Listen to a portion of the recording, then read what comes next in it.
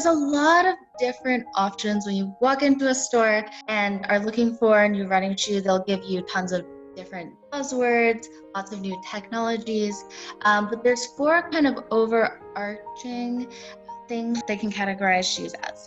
So the first one that you'll hear a lot about is a minimalist shoe. This tends to have a lot more flexibility. It has a lower stack height, so a lot less cushioning.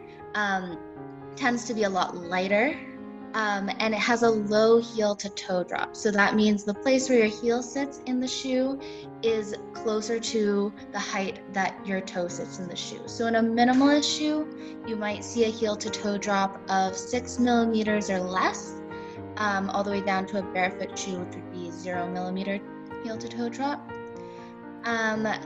In minimalist shoes, you would see way less stability options, so you wouldn't have any extra motion control.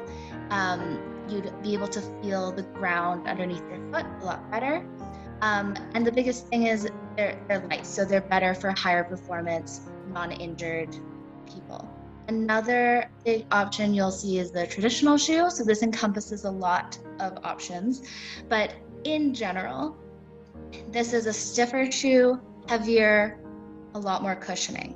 So you'll see, like this example, there's a lot more stack height to it, and the heel to toe drop will be greater. So you'll have more like a 12 millimeter difference between where your heel sits to where your toe sits. This option will include more options for stability, more options for motion control, and is probably better for acute injuries to the foot, the Achilles, or the calf.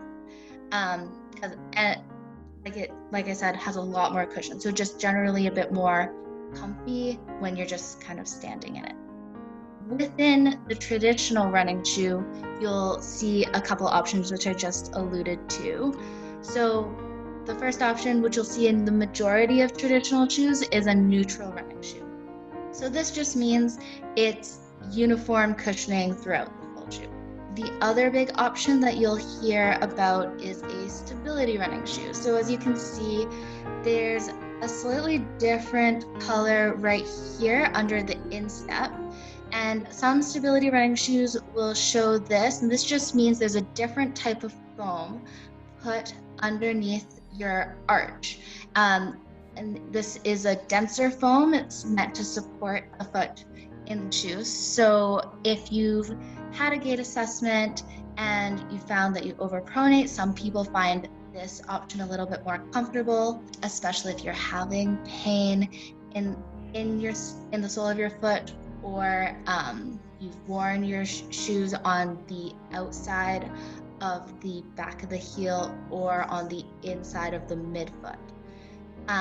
Again, this is something that unless you're having pain or want to change your running pace, you wouldn't want to transition to, because it again changes where the load goes in your foot.